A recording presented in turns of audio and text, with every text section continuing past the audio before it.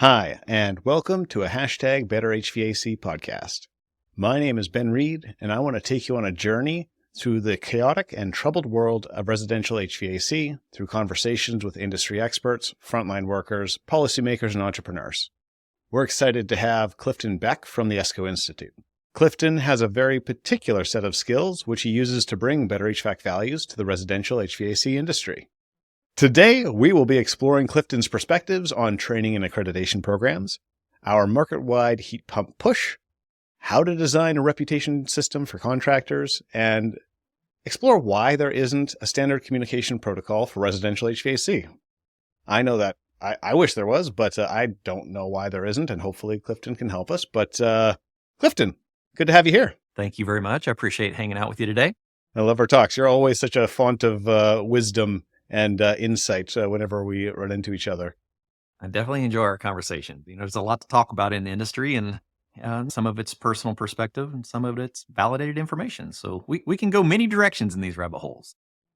What kind of pulls us or pushes us in a direction is usually because of the deepest why, the reasons behind our answers. And so why do you do what you do? Man, that's a good question. I think because I was encouraged to. About 7 years ago, I was actually just a tech in the field. So I was a mobile engineer. I did building automations, commercial refrigeration, HVAC, electrical, and I didn't really know that I would be a good teacher. And I had a recruiter reach out to me and said, "Hey, I think you're missing the bar. I think you're actually supposed to be a teacher and you don't know it."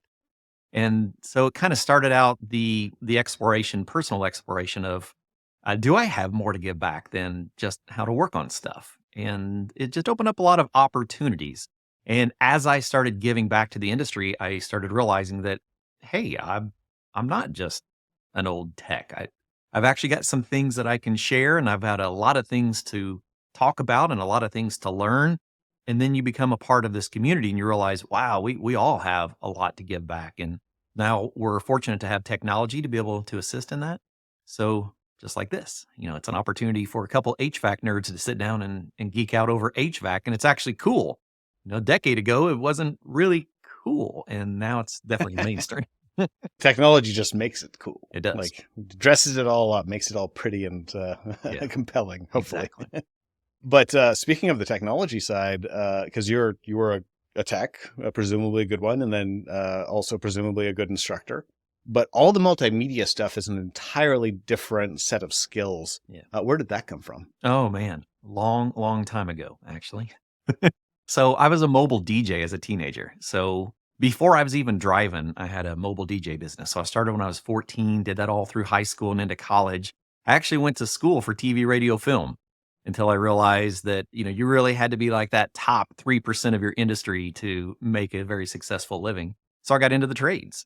I actually got into, so I first started at Pfizer Pharmaceuticals. So I was into the manufacturing side where we built and organized different lab processes, right? So it was very mechanical, a lot of plumbing, a lot of electrical. And then I got into the plumbing trade. And then I married into an HVAC family business. And that's kind of what got it all started. And so I just kept pushing myself to learn new technologies. And I spent a lot of time reading service manuals. And even like till this day, people ask, where do you get this information? Service manuals. It almost all comes out of service manuals. So the enjoyment of speaking and the enjoyment of learning, they just kind of came together. And it's like revisiting something that I put that whole media side, the whole conversational side of it, I put it on the shelf to get a real job and to pay bills and raise kids. And then as the kids got older and started their own life, it's like, oh my gosh, what do I want to do when I grow up? Here I am. Oh, it's so satisfying to be able to merge together those worlds. Because I've also kind of pivoted through a couple different industries throughout my lifetime. And now having the opportunity to just have them all integrated into a singular drive and mission and purpose where I get to do everything that I want to do, like mostly all day. Well, there's paperwork and stuff, crazy. But yeah, it's super cool. Now related to HVAC Excellence and ESCO, for somebody who's not familiar, because I do have listeners from outside of the industry. Sure. Are the two the same? Are they different? What are they? Yeah, it's all part of the piece of the pie. So it's all part of ESCO Group. So ESCO really started back in the early 90s, around 92. and it was a standards organization. So it was really about training and bringing qualified and quantified training to the industry. And it grew and evolved over time. And so a few different organizations developed within the ESCO group, and one of which is the HVAC Excellence. So that's the accreditation body that goes to schools and evaluates programs and helps instructors, create successful programs. And it evaluates the actual tracking of the program. Like, how do you build a program? How do you develop a program? How do you implement new classes and processes and procedures? And how do you evaluate your students and your educators? And so it's the whole foundational design and structure around the classroom. And then you've got ESCO Institute, which is curriculum, primarily 608 certification, a lot of the testing side. We've actually got other, groups, other organizations within the ESCO family. So, there's a carbon monoxide safety. There's a variety of different things that are all pieces of ESCO group. So the two you hear the most of is the ESCO Institute on the training and the curriculum side, and then HVAC Excellence on the accreditation side. And we keep those separate because as an accreditation body, if we're looking at a program and we see that there is an area that needs improvement, we don't want to say, oh yeah, you need to do this and you need to buy our content. We say, hey, these are some standards of the industry that need to be addressed, and we want you to choose the curriculum that you want for that. And so we always provide curriculum in different aspects, but we can't provide it all. So we create, and then we have resources there. But the whole purpose is to make sure that as a program is looking internally, they're evaluating all of their content, going, okay, I need these pieces, and I need this organization, and I need this, and I need this. So HVAC Excellence just kind of sets you up for, this is what you need to be successful. And now you get to use your own development of content. You get to pick what you need to make that successful. That's why a lot of our big books are crosswalk to our competency and task list. So if you're an instructor and you go, okay, I need to cover this in my class. What book am I going to use? Oh, well, these different material are all crosswalk to the competency and task list. So I get to choose the one that I'm the most comfortable with. I love that. Separating the two, kind of keeping the check and balance is so important. A lot of markets, they lose that over time. Yes. And so kind of the self-regulation side, that makes a lot of sense, why they have them separated there. How many post-secondary institutions, is it all post-secondaries across North America or just the U.S.? So we primarily focus on the U.S. If we look at the total vocational programs, I think we're somewhere around 1,300 or so across the country. Okay. We work with, it depends, because a lot of times you have management that will change, you have administrations that will change. And so we have curriculums that have not maintained their accreditation and have fell to the wayside. We also have schools that have came back and went through reaccreditation processes, and we have new schools. So we tend to work with around 1,000 or 1,100 different schools and different training organizations to look at the curriculum and the standards. So a pretty significant amount. Not all of them, but pretty good chunk. On a lot of Facebook groups and other kind of, social circles with some very dedicated and passionate individuals. I've heard a lot of people talk about how broken the trade school system is and how it's not doing its job to train HVAC technicians, not preparing them for the world. ESCO and HVAC Excellence, they're a part of that formula. Now, what's your perspective on how that all plays together and what's needed to get the market to where it needs to go? Are there a whole bunch of structural challenges that no matter what ESCO Institute does, is that you can't actually overcome them? Welcome to our world. the world of politics and bureaucracy. As an independent organization, we can help a school evaluate what needs to be done, but it actually really comes down to the advisory committee that is directing the program. So as HVAC Excellence goes into a school and says, oh, you know what? There's a lot of changes that really need to be impacted into your program. You really need to be teaching A2L refrigerants. You really need to be teaching inverter technology. You really need to be teaching how to use smart diagnostic tools and the software that goes along with them. And then at the same time, you might have a PAC meeting, which is your advisory committee, your program advisory committee, that only is looking for residential installers. And so they're not pushing for the curriculum that we need to move the industry forward. They're pushing for the curriculum that they need to be able to hire technicians as soon as they come out of a program. Regional interests, yeah. Yes, and that's a struggle not everyone realizes. And then on that PAC committee, like what's the structure there? It's industry Yeah. like experts? And so if you think about like contractors across the country, you have contractors that are very, very developed and dedicated, and you have contractors that just kind of do their minimum expectations. Well, schools are kind of the same way. We have every level of accomplishment when we start talking about programs. You have programs that are just barely meeting industry standards. You have programs that go far above expectations of training for our technicians and for what our contractors are looking for. And they all have their required program advisory committees that direct the program as to what needs to be implemented, what's most useful for the hiring of candidates coming out of that program. It really comes down to who is participating the most in that region. Because we have schools that will have an advisory board that is all residential contractors. Maybe it's multifamily. And so everyone that shows up to the advisory committee says, we need to teach installation, and we only install bare minimum equipment, non-communicating. So let's teach legacy controls. Let's teach single stage gas furnaces and single stage air conditioners, and let's get proficient at decent installations. Or you might have an area that is heavily commercial and you actually have a UA presence, and they go, wow, we need to really teach on modern technologies. We need to teach more advanced controls. And so the advisory committee really helps the program see where they need to go. So unfortunately, if an advisory committee doesn't have industry participation, it doesn't move the program towards what everyone would hope that it would be. So I always tell people when they say, this school is not putting out the candidates we need. And I go, when's the last time you actually went to an advisory committee and recommended the classes that the school needs to move to? And then it gets quiet. It gets really, really quiet. You're part of the problem. It is. So you have to participate. You have to be involved with the program. It's like anything. We can always point at a kid and say, you're a bad kid. Well, what's the comparison? What are you comparing that to? And what are you doing to change the direction of that kid? Well, it's the same way with our programs.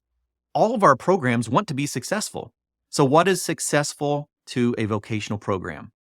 Placement of the students. That's the goal, right? They want to train. That's the metric. Exactly. So if the only people that are showing up for the advisory committee are for one particular directive, then unfortunately the programs end up catering to that particular directive. One of the things that inspired this podcast was we were having some conversations last week about the Better HVAC movement. Yes. What could we collectively do to improve the residential HVAC industry? And you had amazing insights, but this isn't one that we had talked about, which is these Program advisory committees. Yeah, the program advisory committees. These PACs, they're called, right? Yeah. Can any contractor that is capable of hiring, so even if they don't have an open position, as long as they have an HVAC license, they can just say, I'm going to be on the committee? So typically you'll have a investigation. So the schools want to know, what is your participation in the industry? Can you help this program move forward? And what are you doing as a company, as a contractor, as a manufacturer to do this as well? And so I've been to PAC meetings that have equipment manufacturers and distributors, as well as contractors and educators from other training facilities. So it just really depends on the investment in the local HVAC community. If you only have one particular company or one particular type of company showing up to a PAC meeting, and the administration of that school only sees participation from that sector of the industry, that's what the curriculum gets catered to. So we have an opportunity in Better HVAC. If we want to make a difference, we really just raise your hand and go, I would like to participate in your advisory committee.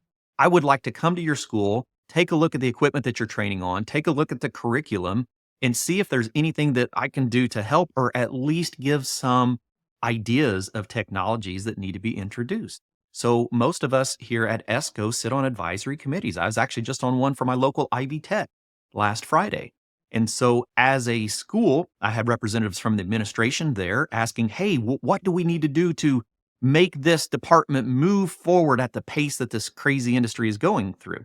And then we had commercial contractors going, we got to learn VRV. We got to learn multi-port systems. We had distributors going, we got new inverter technology that we need to talk about. I was there going, we got low GWP refrigerants going to be hitting the market in the next few months. And so you had a nice, well-rounded organization. We had, I think there were 7 different people that were on that PAC meeting, and 2 of them were new. 2 had just recently, one of them was an equipment distributor. So it was a branch manager from a local distributor, joined the committee, went to go look at the equipment and went, oh my goodness, you've got some fantastic things going on here. You know what? You need this piece of equipment. I'll take good care of you. I'll get a piece of equipment in here if you're going to train on this technology. And the school went, well, that's wonderful. Now we've got more funds that we can dedicate towards tools and curriculum and sending our educators to conferences to learn about the new technologies and innovations. Because you got to think, most educators were us, technicians in the field. Yep. They got really good at being a technician, went to the classroom, started teaching what they knew. And then a few years later, there's new technology and the educator's going, man, I really got to refresh on this. And then the administration goes, yeah, but we got to spend our money for equipment this year. So we can't invest in travel education. And so that's where we come into play by opening up these different avenues of resources. I know that ESCO and HVAC Excellence, there's restrictions to where you can play in the market, the types of things that you can do. But Better HVAC Movement has a lot more agility. It has a lot more kind of ability to do a variety of different factors that other large established, especially like nonprofits or charities, are kind of restricted from doing. Exactly. So I'm wondering if there's an opportunity to put together like a feedback loop of like all this information coming back from these PAC groups. Yeah. If you could almost create these packages that other PAC groups can have access to. Like I know that you guys can't really put that together, but maybe with insights from somebody like such as yourself, we could somehow create that compendium of knowledge, but then also create the guide on how a local contractor can then become a part of their local PAC. Yeah, we actually have all of that already built. Oh, dang. Where is it? We actually have a network called the HVACR Educator Resource Network, where we try to connect the appropriate schools with the appropriate resources. Now, we don't stay in the middle. We're kind of like the dating service. Right? Yep. We don't want to make the arrangements, but we go, all right, if you're looking for this and you're trying to reach this particular program, this would make good resources. But we also have a variety of resources on how to manage an advisory committee, who to invite, who should show, what questions you should ask. So we'll have a whole bunch of resources I'll connect you with on that, videos that we've done together, a variety of different topics that cover exactly that. I mean, if there was anything that ESCO Group as an organization would encourage, it would be that the industry participates in the training programs. A lot of the, let's say the folks that go to even the HVAC symposium that I went to a month ago, there's still this, the school system is broken. And so we need something different. They don't know that you're doing all that work on the back end. Like what? Right. So why is that missing? Why don't they know? I would ask anyone that says that there's a broken connection, have you volunteered at this? Have you done any classes? Have you looked at the school to participate in the education itself? And so there's absolutely those disconnects. And sometimes it's just a matter of people sitting down and talking about, like the whole communicating HVAC equipment discussion. It's went on for decades. And how do you solve it? People start having conversations and you go, you know what? If we work together, we could actually all do a much better job of making things happen. Yeah, communication is key. It is. Absolutely. Before we leave the topic on, education and training, there's another idea that you presented, which is on standardized testing. Oh, yeah. So maybe you could just recap what you shared during the Better HVAC meeting in the podcast here. Absolutely. So the entire creation of ESCO Group, it's always been about having curriculum, teaching a class, and then taking a test, typically a closed book assessment, to see what the retained knowledge is of that student. It could even be retained knowledge as an educator. How do you know that you're retaining the information? Because it takes repetition typically before we retain things properly. So you have to invest time into it. And so all of our programs all of the HVAC Excellence accredited programs have requirements for testing along the way. So we see a lot of testing, particularly at the employment ready stage. So that is students who are learning the principles. They're not quite ready to apply them in the field, but they're learning the principles and testing on the principles. And so we have what's known as a progressive level of certification, where you start out with your fundamentals, and are you retaining the knowledge, and are you preparing to be able to enter the workforce? And once you enter the workforce, are you actually testing to see if you're retaining new information, all the way up through the educator side of it? So when we look at that, we look at those individual certifications. ESCO's done about 2.3 million of those certifications along the way, evaluating if someone has retained the knowledge that they have been studying for. So when we look at, what is testing and what is certification, well, it's just a matter of looking at what is the industry set as its expectation. What is the standards, right? That's typically where we talk about what is our competency and task list. What are the things that you should be learning? Then, are you retaining that knowledge? Because it tells us so much about not only how well is the student retaining the knowledge, it also tells us a lot about how well was the information delivered by the instructor, right? So we actually do our comparative analysis on those, especially like those employment ready, over to national standards, and we break them down into individual categories. So if someone takes a test, we actually evaluate all of that data so that we can compare not just that student, but even that program or even that individual instructor. So if someone is scoring, like if everyone in a class is scoring low on one particular topic, but yet the retained knowledge of the instructor of that topic is very high, it tells us it's probably a delivery issue. So now we have the opportunity to work hand in hand with an instructor going, you got the knowledge, but maybe it's not getting delivered to the students quite effectively. Can we help you in any way to work on that delivery? And so we're able to look at the progression of students along the way. So it's not just you test and then you're done. It's, all right, I'm going to test, I'm going to see where you're at. And then as you go along, we should be re-looking at how well you're doing once you get out of there.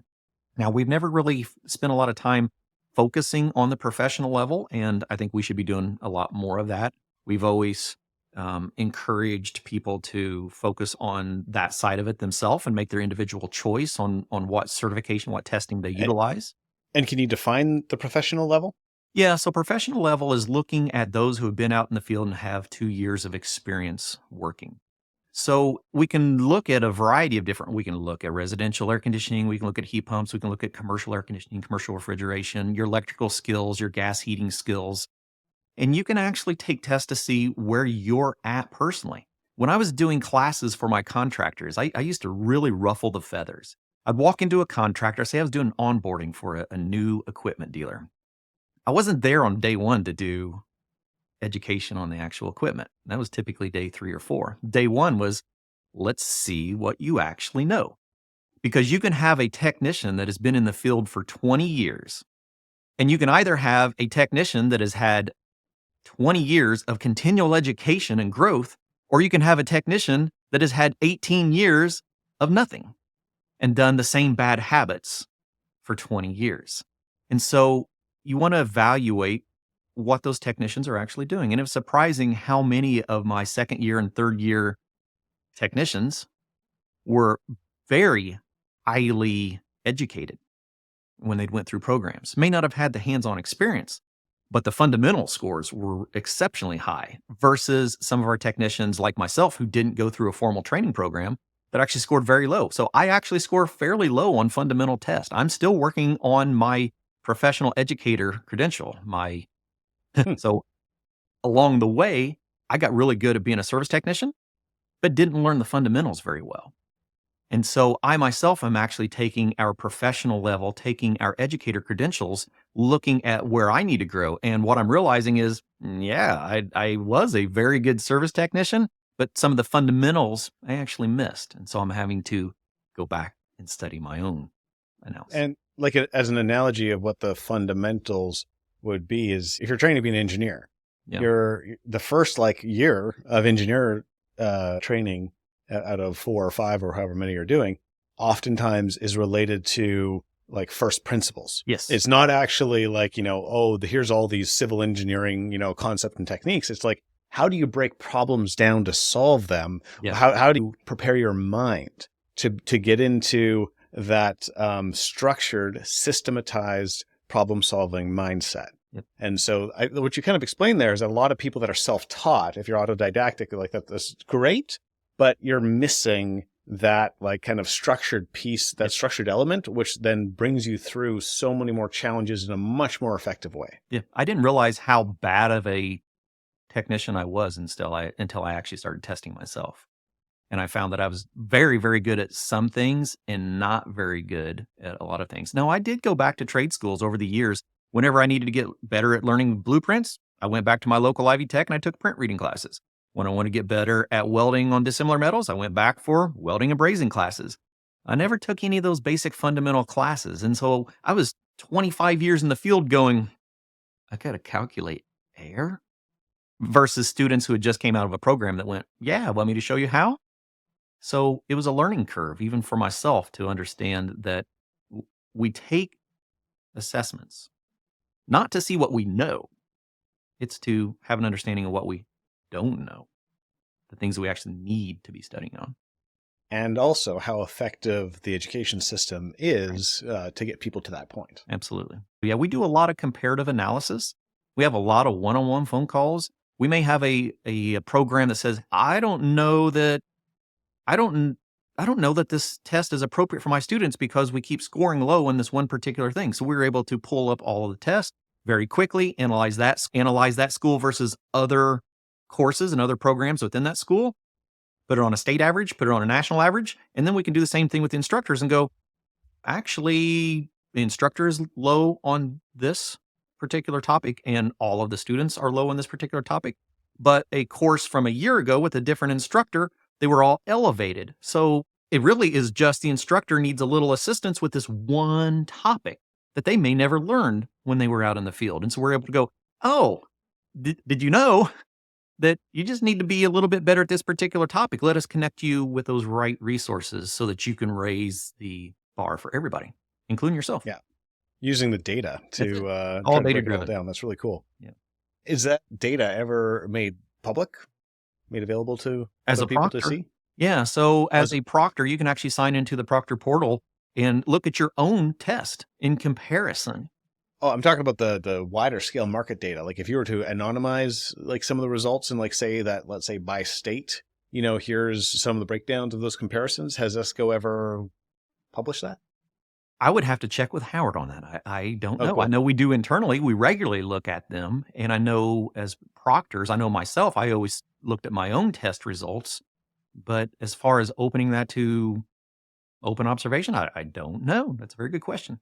Be something I'll have to backtrack and do some conversations with Howard and Eugene and Renee on that one. I personally love data spelunking, Yeah. but looping it back to the Better HVAC idea of if there were counties or metropolitan areas that this one really needs help based on these empirical data sets that have been mostly anonymized. So like, we're not going to tell you which school it is, but everybody in this area, if you're doing Better HVAC, then take some action. It could just be compelling to have that extra oomph to help people know where to strike. All data points. We were talking about standardized testing and the why isn't there standardized testing? Because it's something that if there was a source of truth of saying that this is what that level of professionalism should be, isn't it there? Why don't we have that across the country right now? That's a very, very, very good question.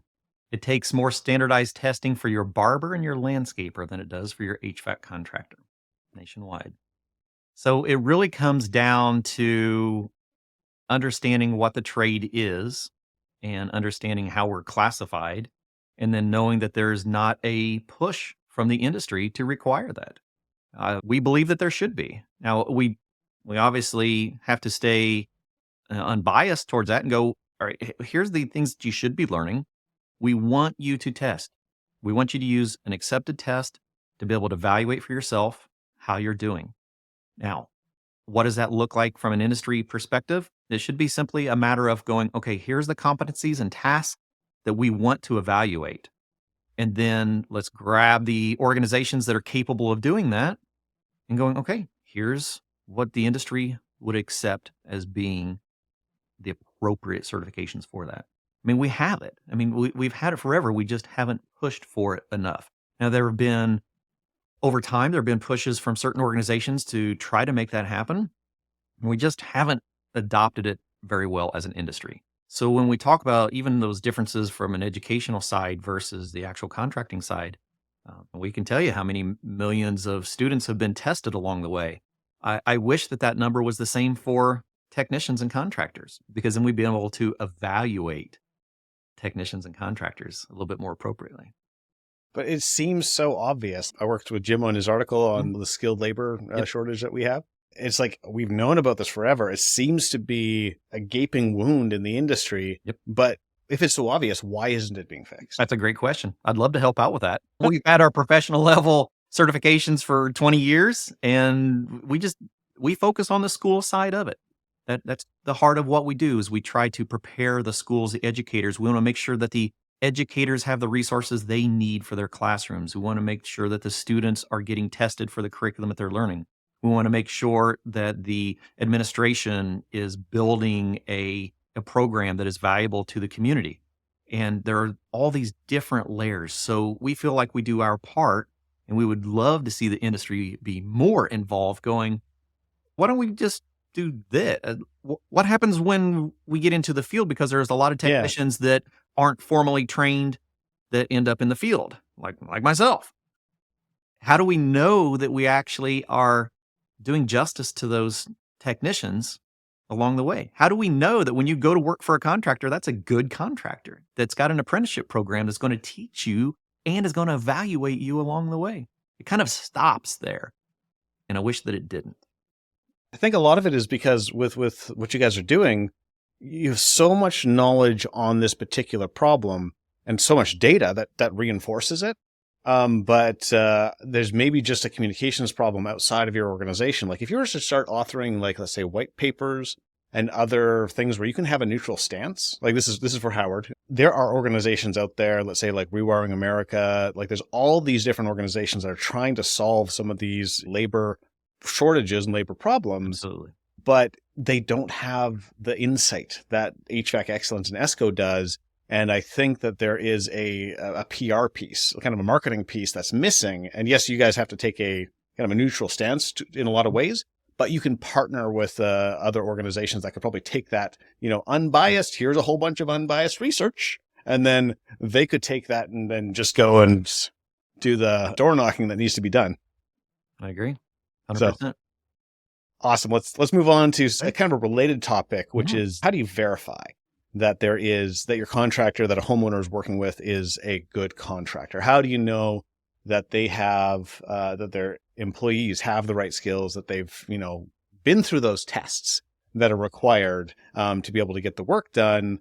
That's one of the topics we've talked about many times internally in the Better HVAC group, is that there is just no source of truth to help a homeowner understand whether a contractor is going to do the job right or not. It's usually the Google reviews, maybe some word of mouth, and like how good is their brand and how much do I like the salesperson? Like that is what makes the decision. And the majority of systems are replaced under duress, like about 70 to 80%. Is that, HVAC system gets replaced during that failure point where it is kind of a snap judgment call, whatever equipment's available, whatever skill is available, that's what the homeowner decides. And then whoever has the biggest Google review, that's who they call. And as long as the price is right, that's what they take it. That doesn't guarantee good results. As Jim has kind of dived into, is that, a huge amount of the systems out there they're undercharged, they have airflow issues, duct problems everywhere. And like, how do homeowners get better results? There's a couple questions there. That is a good question. I mean, let's think about it. I mean, who is the right organization to make that happen? You get it all the time. Is it the federal government? The federal government will say, no, we're going to leave that in the state's hands. And the states go, okay, maybe we should have a formal license for this. And what does that look like? And then you have other states that go, I don't think we want to own this at the state. I think we'll leave this to the county. And then some states, you have the counties going, I don't really want this either. I think I'll leave this with the individual cities. So then you end up with states like my own in Indiana, where I've got like a dozen or so cities that require an HVAC license, and that is it. So for the most part, it runs rampant with no formal structure. Now, we have seen this in other industries before, and it wasn't the federal government, it wasn't the state, it wasn't local that made the decisions, it was the industry that made the decision for formal certifications. I always talk about the automotive industry.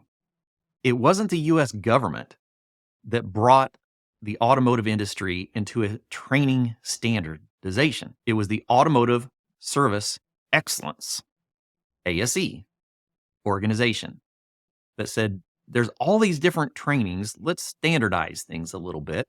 And as an industry, let's adopt this style of certification as what is recognized as quality training. Doesn't matter where you went to go get the training. You could be self-taught. You could be taught in the field. What matters is, do you pass this basic certification for that particular topic?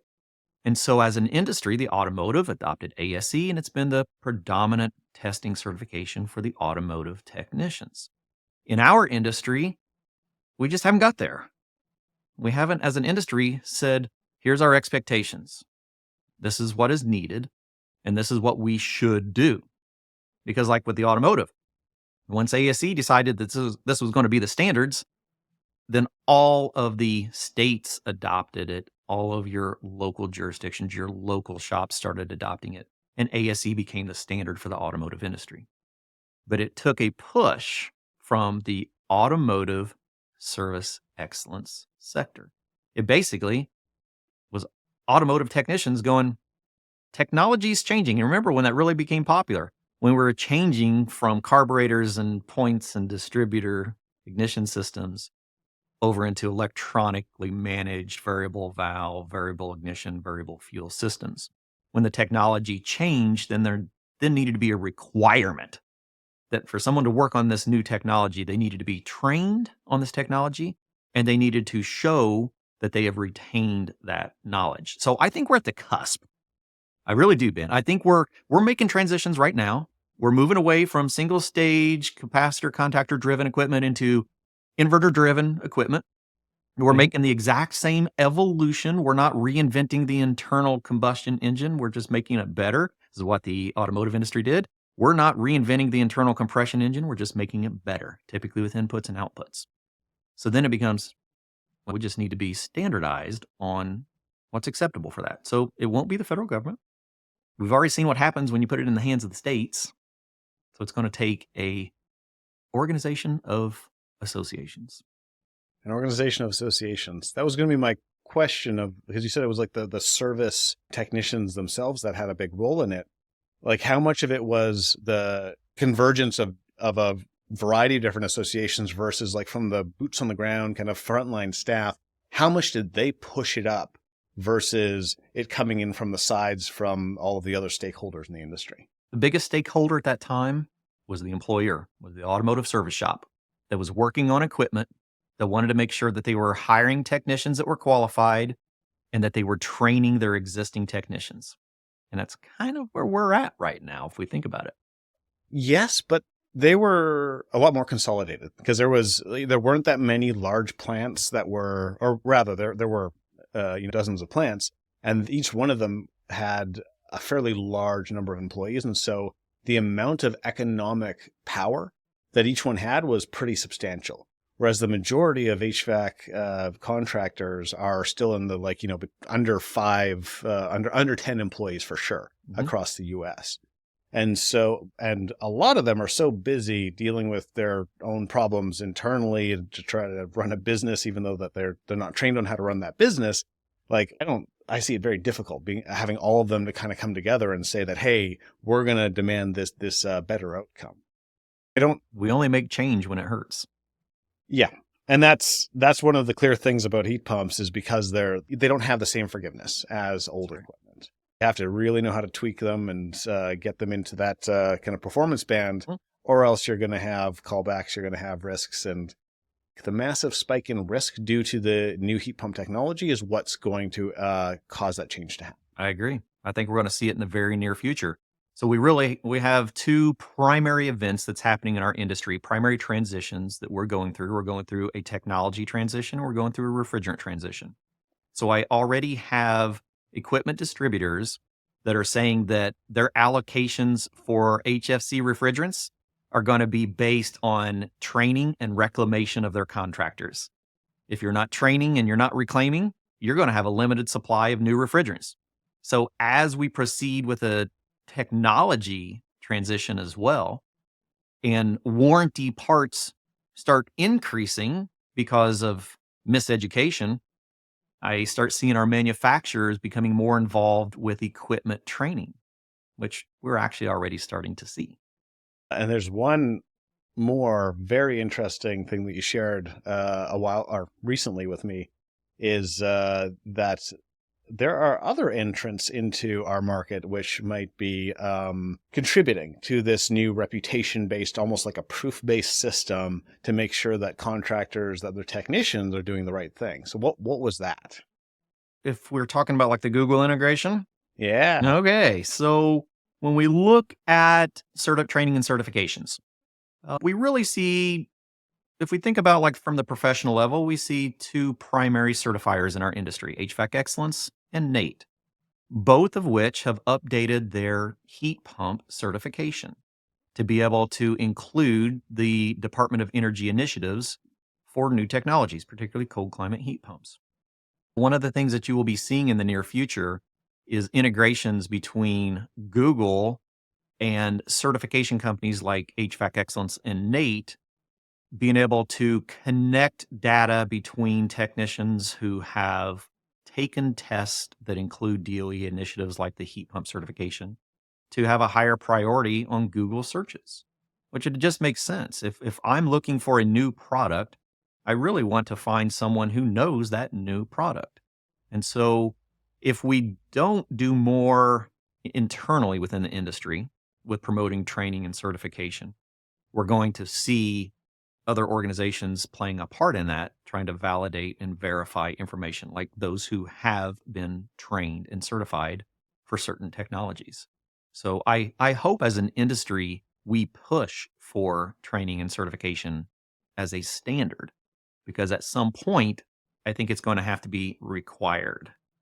Because as our technology changes, as our refrigerants are making transitions, and this is probably not the last refrigerant transition that we're going to see, then we have to make sure that we are training and that we're being tested on the retained knowledge of those trainings as well. We've talked about replacement parts, warranty replacement parts. Think about the reduced cost of warranty parts when you know that that equipment is being installed and serviced by a certified technician. If you think about the performance of a system, which is why Google and DOE is so interested in it, they want to make sure that if that new high efficiency piece of equipment is installed, how do you verify it? Like what is our commissioning standards in the industry right now? That it runs, and then hopefully the homeowner doesn't see a return. That's really about it. It's sad of the state that our industry has gotten when it comes to performance and validation. When I was doing field diagnostics and field service for the distributor that I worked for, I regularly found inverter systems on high static duct that will just never operate. It'll never perform. And so the importance of system performance is going to continue to grow and continue to develop. And the demand from the consumer that their newly purchased high efficiency system is actually performing may unfortunately end up being the driving force that pushes us into training and certification on that equipment. So one way or another, down the road, it's going to be required that we learn the technologies that we're working on. I would hope as an industry that we'd pull together and do that sooner versus being forced upon us. The proof, the actual validation of that training, those capabilities is being done by now an entity outside of our industry because we didn't solve that. Exactly. And so Google taking that responsibility on is great. The DOE working with Google on that's brilliant, because that's where most homeowners go and find their HVAC contractors. That makes a lot of sense. And it kind of begs the question, is there still space for a group like Better HVAC to, I guess, extend that reputation system to try to like define Yeah, like because it's the Google will have a very like finite kind of like this is what we can do at scale, and Right. this is in our prerogative with the DOE. I still see there being a huge amount of context around an HVAC contractor's capabilities that won't be captured in just like what certifications do the technicians have. Right. I mean, what if it was a central organization for searching of like certifications? A homeowner is looking for a contractor that specializes in building performance. Oh, well, maybe we got someone that's got a BPI certification in your area, and connect those dots. What if I am looking for electrification in my area and I'm now looking for contractors that have been trained and certified for not only, heat pump specifications, but maybe I've actually went through electrical panel assessments and validation. So we have the opportunity to centralize what that looks like. I mean, we're here to set the standard. That's what we're looking to do, to set a standard for what our industry should be doing, because we all know that we're not doing what we should be doing. Yeah, there's a lot of Many complaining. not us, but many are not doing exactly what we should be doing. We're not installing and commissioning properly. Yeah, and there's a lot of complaining from people saying that yes, it should be done differently, but kind of the whole point of the Better HVAC movement is kind of the flip side, which is like, okay, stop complaining and actually take collective action to try to solve it with a group. Yeah. And unless you are going to constructively solve it, we don't need the critique. Like the critique doesn't really help because you're not helping to solve it. Yeah. Especially in today's society where it's easier to point a finger than to lift a hand. 100%. And before we move off of the heat pump idea or topic, you're on a particular committee right now, cold climate heat pump committee. Yeah. What does that entail? So I sit in on a variety of different committees and subcommittees with the Department of Energy, looking at ways to improve contractor training, contractor acceptance, and contractor, I guess I would call that one subcommittee is on price reduction. So basically, there's a variety of different committees that, and many of us here at ESCO sit on. Those are the ones that I sit on the most, looking at contractor training and contractor awareness and the resistance to contractors for cold climate heat pumps, but also ways to reduce the cost of some of our inverter-driven equipment. So it's a matter of sitting on panels looking from the industry as a stakeholder, or what are the ways that we can improve all this? And so Howard Wise always says this. It's like, it's kind of like we're starting to play a dating service.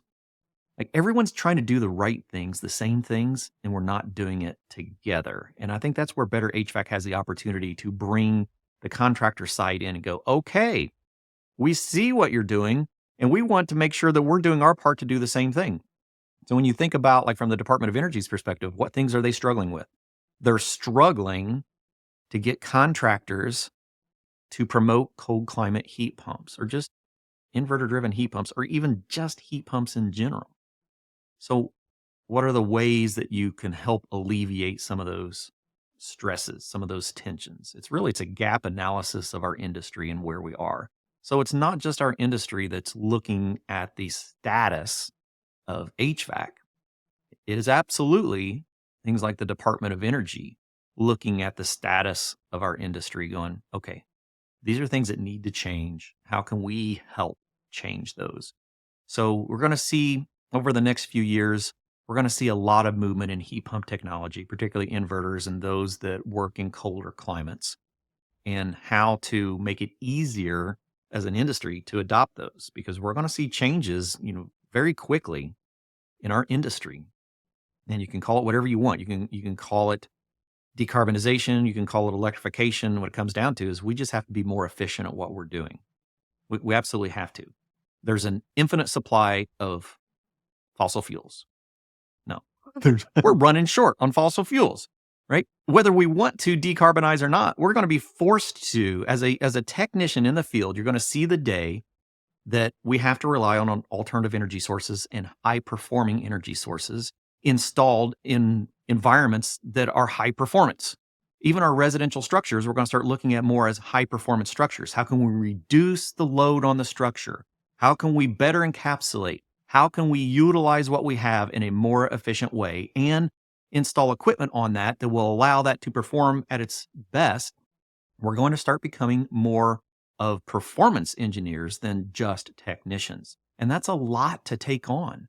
That's a lot. But when we're talking about technicians that are growing up with technology and are really good with fine tuning and really good at making things accurate, that's where we're missing. We're not pushing that enough, and we have the opportunity. I always think about like the automotive technicians when we went to the onboard diagnostic systems where we can manipulate inputs and outputs, and we can fine tune an engine and a vehicle to have this optimal performance. And all of a sudden, you have these young technicians just coming out of the woodwork, going, "Yeah, that's me. I'm going to make this thing do exactly what I want. I'm going to get the optimum performance out of this." We're actually It's a video game. Yeah, we're almost there with our HVAC systems, but yet we're not pushing that. We're not telling that generation that they can be these like performance technicians and that you can do so much with this technology. And so we're starting to fall behind. And so we have to pull together. So on a related question, you had mentioned that there might be, as a part of this big IRA push, there might be a phase coming up that includes a lot of marketing dollars. Yeah. And educational dollars to try to help all audiences, the distributors, homeowners, contractors. What's that going to look like? Is that so that money's coming from the DOE? Who's going to get that money? Yeah, so we've seen some of that marketing come through where you have, the one that I've seen particularly is for DOE for creating videos that are contractor and consumer driven, trying to encourage the adoption of these technologies to help paint that bigger picture for us. So I don't know what that overall project is going to look like. I know they've came to me and talked about that. Is what could this look like? What would it look like? And I know that there are productions underway right now for some new marketing videos that will help encourage that, help people see it from a slightly different perspective, to understand the energy benefits of it, understand the performance aspect of it, and helping it all look a little bit friendlier.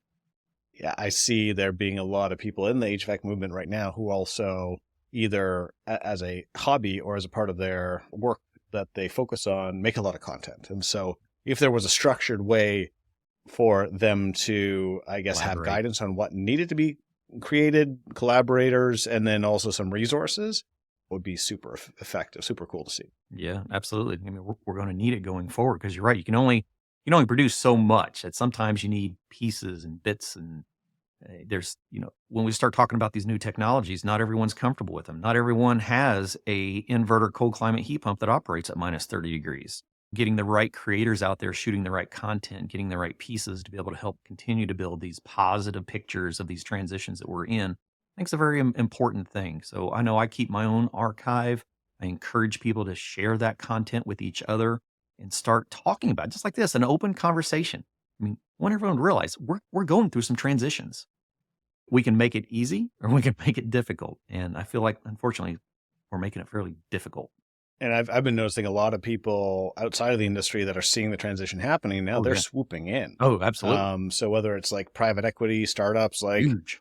Because there isn't enough internal pressure that is put upon the HVAC contractors, practitioners, and all the other stakeholders, you now have like the HVAC industry, the residential HVAC industry is going to become overrun from all of these external stakeholders that might not have the same grounding in the sort of principles of building science and ethical, I guess, work that they do. And so I think it's a responsibility to the future of the industry to kind of to lift your head up and be like, I need to join something that's bigger than myself. Yes. Make sure that the future of this industry is secure. Yeah, I 100% agree. We've seen ourselves the growth. So typically over the years, 600 to 700 participants at the National HVACR Education Conference was pretty average. Last year, we've seen, I think, 1,030 or so. We've already got over 1,000 registered for this year's conference. So we're talking about educators, many of which are young educators that are wanting to get this technology, wanting to get these innovations in the classroom. They're wanting to, tell these stories. And so we're in this transitional phase. And I think it's very important for us all to be a part of this big picture, this big transition. I mean, if you haven't felt it yet, you're going to feel the transition of refrigerants and the transition of technologies. I had a major manufacturer a year ago on my show. We were talking about equipment changes. and I asked them how fast they're moving inverter technology. This is 2023. I said almost a year ago. He said, well, I will tell you that last year, 30% of our equipment was inverters and 70% of it was single or two stage. And this year it is almost exactly flipped. And 70% of our equipment is inverter driven and under 30% is single or two stage. The only single stage contractor driven unit that we have is a single multifamily outdoor unit. Okay. Wow. That's how fast we're moving. It's a good segue into the final topic. You just talked about the transition of manufacturers going towards technologies that no longer have single stage. And a lot of that now means that they need to have communicating interfaces, right? Do you know the statistics now about how many manufacturers are like the majority of their equipment that's coming off their production line right now? Is it all communicating? So with that one particular manufacturer, a majority of theirs was communicating. So most of their variable speed, if it has a variable speed indoor unit, it is typically set up for communicating. Many of those can be connected as communicating or non, depending on what your outdoor unit is. But a majority of those are communicating. So we're seeing a lot more communicating systems. And let's talk about these protocols. Or as we're moving forward, what is the communicating system doing? It's taking inputs and it's calculating for outputs. That's it, right? So many of our manufacturers started on an open protocol system, Climate Talk Alliance, back in the early 2000s. Most manufacturers went their own directions with that, particularly in the unitary products. But as we move forward, then it starts becoming something more similar. Like I always compare the automotive, but as we should. If we think about the mid to late 90s of the automotive industry, when we were transitioning over to ECM controlled vehicles, every manufacturer had their own code. They were all using inputs and outputs, typically 5-volt DC signals. They were processing them, and to be able to read those codes and understand what was going on, every manufacturer had a different diagnostic tool. If you're working on a Ford, you used a Ford scanner. Working on GM scanner. Import, Dodge, Chrysler. Everyone had a different one until, as an industry, they decided, you know what, this would be a whole lot easier on our servicing technicians if we went to a common communicating platform. And so we ended up with our OBD system, onboard diagnostics. And so I think now is more important of a time, especially when we talk about labor shortages and the education of our technicians. I think it's more important for us to start pushing for a unified communicating system so that as a technician, if we're having a problem with the system, or even it's on commissioning a startup, they actually have an idea what's going on based on the inputs and outputs. I mean, it's just math. And so if we can break that barrier and actually unify our communicating system, I think we'd be a lot further ahead. Your show, you've actually released a couple of episodes recently where you dove into this. You provide basically full training sessions on how a contractor can diagnose, can troubleshoot, and like figure out all the things that need to be figured out on the communicating protocol side. So yeah. I appreciate that training. I found it kind of fun to watch. Like with my background in telecommunications engineering, I am very much a huge fan of standardized protocols because, we wouldn't have the internet without the OSI model kind of standardizing what the stack is. It's, everything is TCP/IP. Like you don't have like all these other pieces in that layer of our network because it's too much value that can be created to have these competing protocols. And I think, again, with the transition is the hot take. Manufacturers have stubbornly gone on their own path to try to protect their ecosystem, to say that, hey, we're going to sell more equipment. We're going to, have more of a market share if we were to close this down. I feel that there are enough market forces at work now that are going to push for that kind of change, not just like, can techs better understand communicating protocols, but it's like, all of these systems should be talking the same protocol so that they're interoperable and they're a lot easier to diagnose, because that diagnostic piece is the key.